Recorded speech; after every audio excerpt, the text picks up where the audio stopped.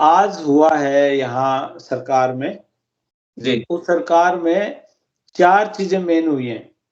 जी, number 1 national emergency लागू हुई है बॉर्डर पे, तो जी। जिसका मतलब है डोंकी का जो रास्ता था, डंकी का जो रास्ता था वो बंद है, बॉर्डर हुँ, सील हो गए हैं। तो कोई जी, व्यक्ति भ्रमित ना हो और हुँ, पैसे खराब ना करे, नंबर 1। नंबर 2 जी, एक उनका क्लॉज़ था रिमेन इन मेक्सिको। जी, रिमेन इन मेक्सिको का मतलब है अगर कोई फिर भी बॉर्डर पार करके अमेरिका में आने की कोशिश करेगा, हुँ, तो वो उसकी एप्लीकेशन बॉर्डर पे ही ली जाएगी जी, और उसको ये कहा जाएगा भैया तेरी एप्लीकेशन हमने ले ली असाइलम की, लेकिन तू हुँ, मेक्सिको में रह के वेट कर, अब तेरा केस कब आएगा? जी, तेरा नंबर कब आएगा? 6 महीने में आएगा, साल में आएगा, 2 साल में आएगा, जितना भी समय लगेगा, आप वहीं रह के आप जी, मेक्सिको में रह के इंतज़ार करो अपने केस का, पास हो गया तो आपको बुला लेंगे, फेल हो गए तो हुँ, आपको कह देंगे जी आप वापस जाओ। जी, रिमेन इन मेक्सिको ये इन्होंने लागू कर दिया, इस पे साइन हो गए हैं। जी, एक था इनका पहले कैच एंड रिलीज़, हुँ, पकड़ो, इंस्पेक्शन करो और छोड़ दो और उसको कह दो कि जाके अपना केस लगा ले। और जी, अमेरिका में बैठ के इंतज़ार करते थे अपने केस का 1 साल, 2 साल, 5-5, 6-6 साल, 7-7 साल भी हो गए लोगों को, उनकी डेट नहीं आ रही है इंटरव्यू की, फाइनल डेट नहीं आ रही है।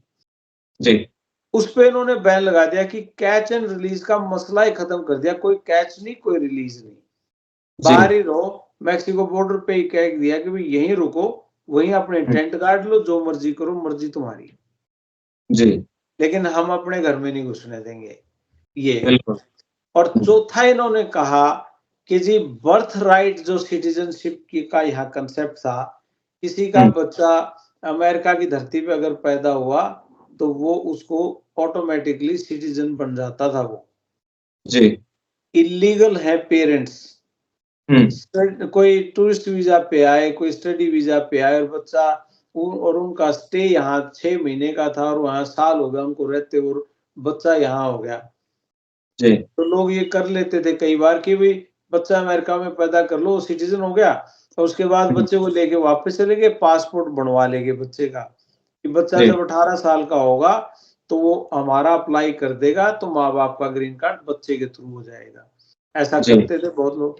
उसको हुँ, भी उन्होंने खत्म कर दिया सिरे से कि इल्लीगल पेरेंट्स का बच्चा सिटीज़न नहीं बनेगा, वो भी उनके साथ ही जाएगा। जैसे जी। माँ-बाप जाएँगे उनके साथ भी, उसके ऊपर भी इन्होंने कलम चला दी। अमेरिका से हमारे साथ लाइव जुड़ गए हैं डॉक्टर जसवीर लोहान जी और डोनाल्ड ट्रंप के शपथ लेने के बाद बिग बॉस अमेरिका का नाम मिल गया है। तो अब अमेरिका में क्या हालात हैं और ट्रंप ने पहला ऑर्डर जारी कर दिया है।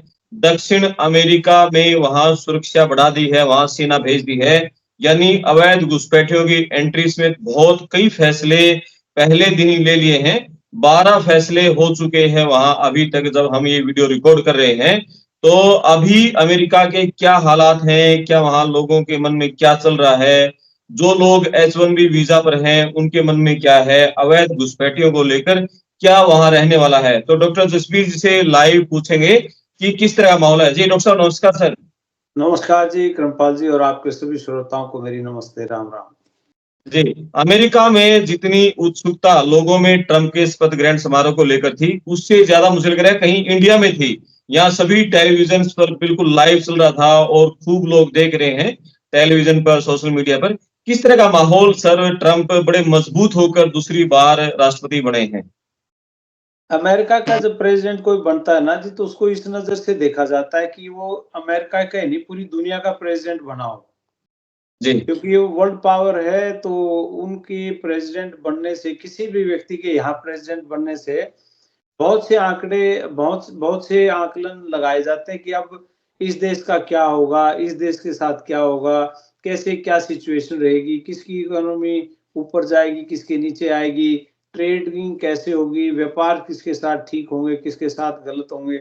मतलब वो बहुत सी सारी कॉम्बिनेशन जो होती है वो आदमी अपनी-अपनी आकलन करता है, हर देश करता है। तो इसलिए पूरे विश्व की, पूरे वर्ल्ड की एक नज़र रहती है कि भई कौन प्रेज़िडेंट बन रहा है और उन्होंने बनने के बाद वो क्या करेंगे, क्या घोषणाएँ करेंगे, क्या उन्होंने करना है। और ये प्रेसिडेंट डोनाल्ड ट्रंप तो इस बहुत चर्चाओं में काफ़ी समय से थे, क्योंकि इनका जी। सबसे बड़ा जो एजेंडा था वो इमिग्रेशन को लेके बहुत ज़्यादा चर्चाओं में, जिस दिन से इलेक्शन चला तब से है। तो यहाँ भी पूरा अमेरिका ही टीवी के सामने बैठा था, देख रहे थे भी क्या करेंगे, देखते हैं क्या माहौल होगा। इंडिया में भी हमारे बहुत भारतीय इंडिया से अमेरिका आए हुए हैं, तो उनको भी लग रहा था भी कुछ ना कुछ तो होगा, तो देखते हैं क्या होता है। तो अच्छा माहौल था और पूरे सभी को यहाँ अमेरिका में अमेरिकन्स को सबको बहुत-बहुत बधाई। जी, और ये सुनने में आ रहा है सर, पहला उन्होंने फैसला लिया है कि दक्षिण अमेरिका में सेना भेज दी है। मेक्सिको बॉर्डर का उन्होंने ज़िक्र भी किया है, अवैध घुसपैठियों को लेकर उन्होंने बात कही है कि उनके खिलाफ काफ़ी सख्ती बरती जाएगी। किस तरह का माहौल यहाँ अवैध घुसपैठियों के मुद्दों को लेकर अभी क्या रहने तो वाला है? उन्होंने ये कहा कि भी अमेरिका का जो साउथ साइड का बॉर्डर है, तो उस पे उनमें उन्होंने नेशनल इमरजेंसी घोषित की है। जी, और नेशनल इमरजेंसी घोषित का मतलब ये होता है कि वहाँ पे जो कस्टम एंड बॉर्डर पेट्रोल है, सीबीपी वो है, और जो इमिग्रेशन है, और साथ में अगर ज़रूरत पड़े तो वो यूएस की जो आर्म्ड फोर्सेस हैं, हुँ, यूएस आर्म्ड फोर्सेस को भी इस्तेमाल किया जाएगा अपने बॉर्डर की सेफ्टी और सिक्योरिटी के लिए, बॉर्डर की प्रोटेक्शन के लिए। कि कितना ही जी, बड़ा हुजूम वहाँ से उमड़ के आ जाए, कुछ ऐसा हो जाए, तो ये यहाँ तक भी रेडी हैं कि हमारी इनकी मिलिट्री को भी ये यूज़ कर लेंगे, आर्मी को यूज़ कर लेंगे, लेकिन किसी को घुसने नहीं देंगे। बॉर्डर कंप्लीटली सील किया गया है।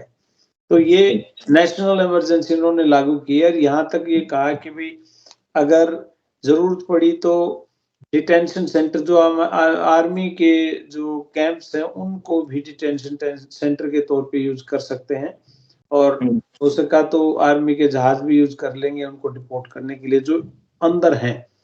लेकिन जी। अब इल्लीगल इमिग्रेंट कोई बॉर्डर पार करके आएगा, ऐसी संभावना दिखती नहीं है।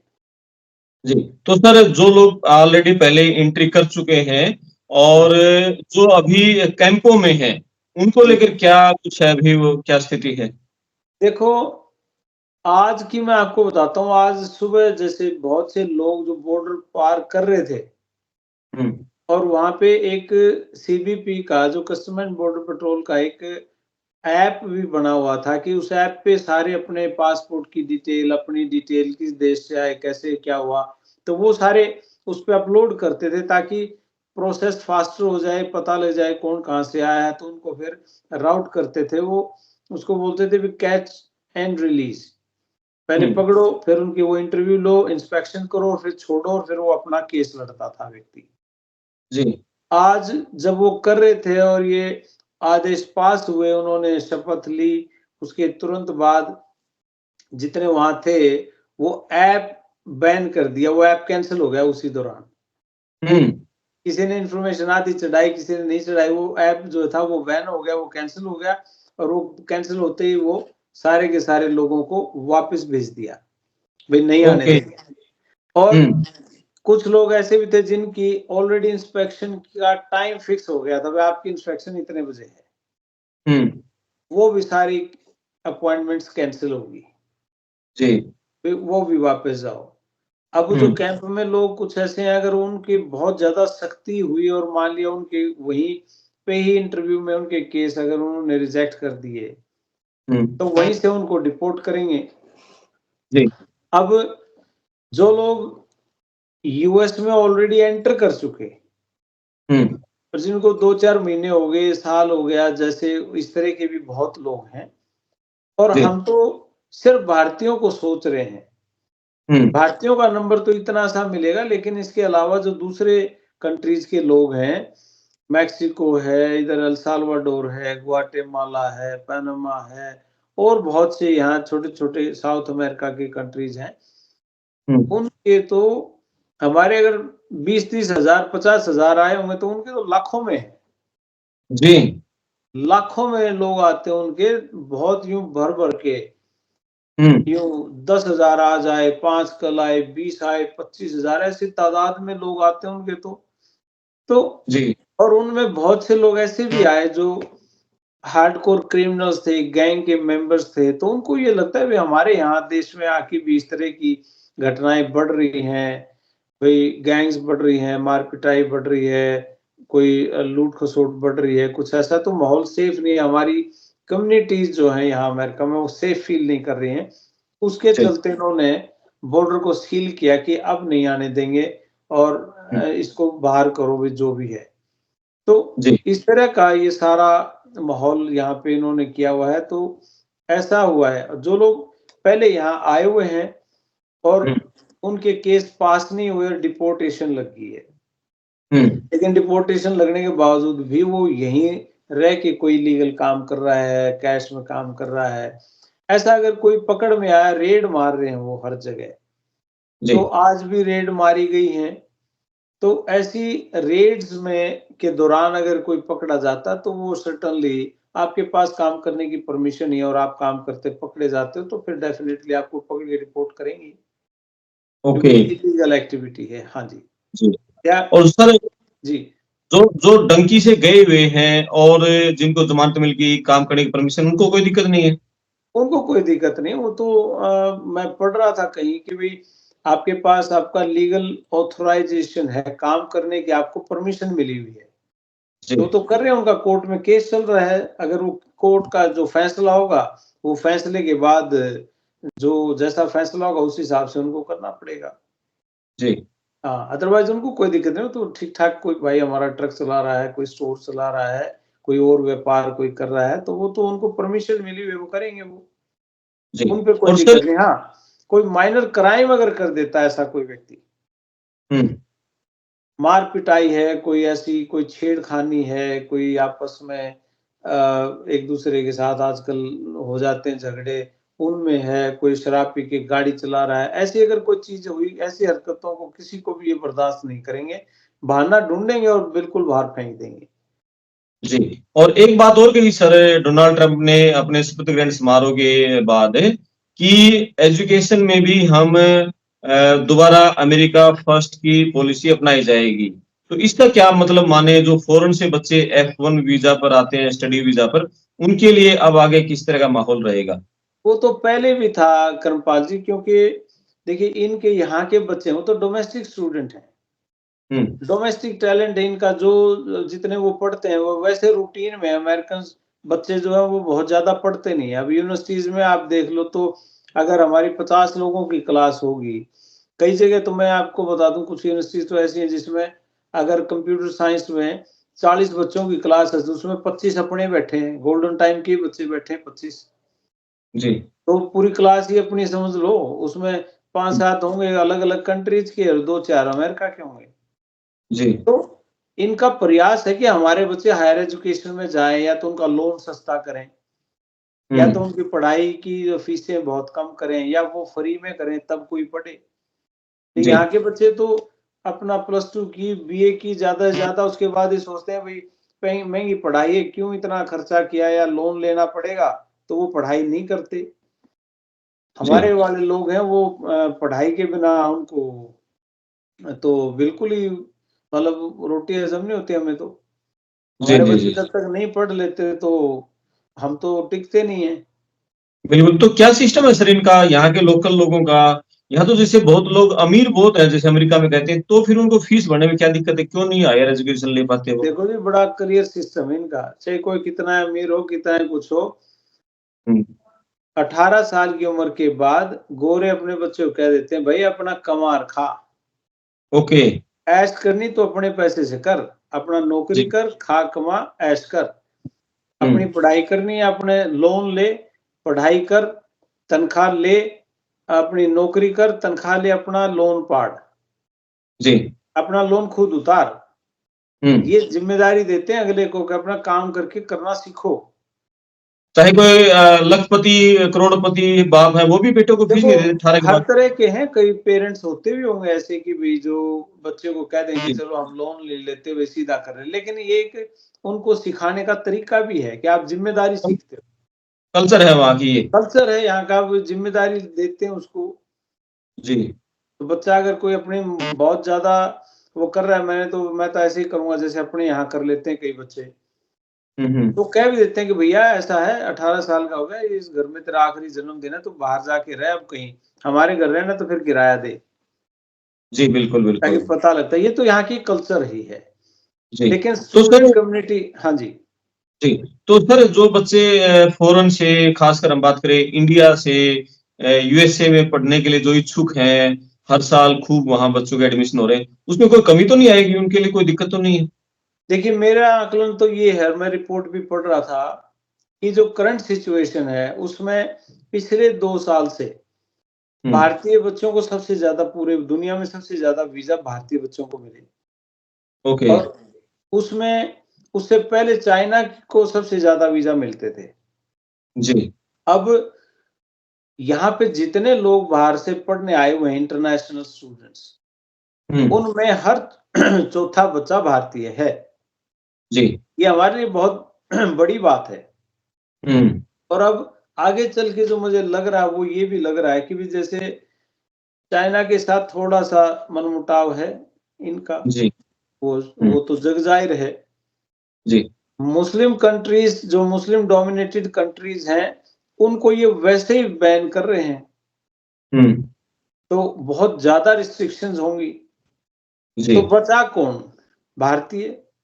हुँ, हमारे साथ रिलेशन भी ठीक है इनके, और वैसे भी स्टूडेंट्स हमारे, जो इनका रिकॉर्ड यहाँ पे स्टूडेंट्स का ठीक है। आईटी जी। में, स्टेम कोर्सेज़ में, साइंस में, टेक्नोलॉजी में, मैथ में, इंजीनियरिंग में ही हमारे बच्चे आते हैं, मैनेजमेंट में हमारे बच्चे आते हैं। हुँ, तो ऐसे में मुझे ऐसा लगता है, दूसरा फिर स्टूडेंट्स को लेके ये सरकार भी थोड़ी-सी सेंसिटिव है। ये हुँ, पीछे इन्होंने एक स्टेटमेंट भी दी थी कि अगर ग्रीन जी, कार्ड देना तो मैं फिर भारतीय इन इन इंटरनेशनल स्टूडेंट्स को दूँगा। जी। इंटरनेशनल स्टूडेंट्स को ग्रीन कार्ड देने की बात कही थी। जून जी। में एक टीवी इंटरव्यू में इन्होंने कही थी अपने इलेक्शन कैंपेन के दौरान। हुँ, उसपे हालाँकि आज कोई चर्चा नहीं हुई, क्योंकि आज तो जी। पहला दिन था इनका, बहुत से हुँ, एग्ज़ेक्टिव ऑर्डर साइन भी करने थे। लेकिन हुँ, सारा दिन हम भी इंतज़ार कर रहे थे आज की कोई ऐसी शायद स्टेटमेंट आएगी, बच्चों के लिए कोई खुशखबरी आएगी, लेकिन जी। आज ऐसी नहीं आई। लेकिन हुँ, ये पक्का है कि यहाँ पे जो सिचुएशन है, वो डेफ़िनेटली इंटरनेशनल स्टूडेंट्स की तो फ़ेवर में रहेगी, जहाँ तक मेरा मानना है। जी और सर जो दर्शक अभी सुन रहे हैं आपको अमेरिका से लाइव, आप जी। कैलिफ़ोर्निया में आपका जो गोल्डन टाइम्स एजुकेशन सर्विस है, हेड ऑफ़िस आपका कैलिफ़ोर्निया में, थोड़ा उसके बारे में बच्चों को बता दो दर्शकों को कि कम फीस में जैसे भी आप स्टडी वीज़ा का पूरा चला रहे हैं, आपका नरवाड़ा में ऑफ़िस है हरियाणा में। जी। सो देखिए, गोल्डन टाइम एजुकेशनल सर्विसेज़ तो एक विंग है एक एनजीओ की। यार जी, इंटरनेशनल, जो हमारी अमेरिका में एनजीओ है, जिसका 2 काम है, एक हेल्थ और एक एजुकेशन। जी, हेल्थ में तो हम काम करते हैं कि यहाँ पे किसी को कोई दिक्कत परेशानी हो जाए, कोई किसी का एक्सीडेंट है, कोई बीमार लंबा हो जाता है, तो उसकी देख-रेख के लिए हमारे वॉलंटियर्स हैं, तो वो सारे मिल-जुल के उसका काम करते हैं। जी। इंडिया में भी ये संस्था इसी तरीके से, कोई गरीब परिवार है, बीमारी लंबी चल पड़ी तो उसका कोई न कोई हेल्प करती हैं, हुँ, बच्चे को स्कूल भेजना। तो एजुकेशन के मामले में हमने देखा था कि भई कोई बहुत वहाँ पे इंडिया में जैसे बेरोज़गारी बहुत ज़्यादा बढ़ रही थी।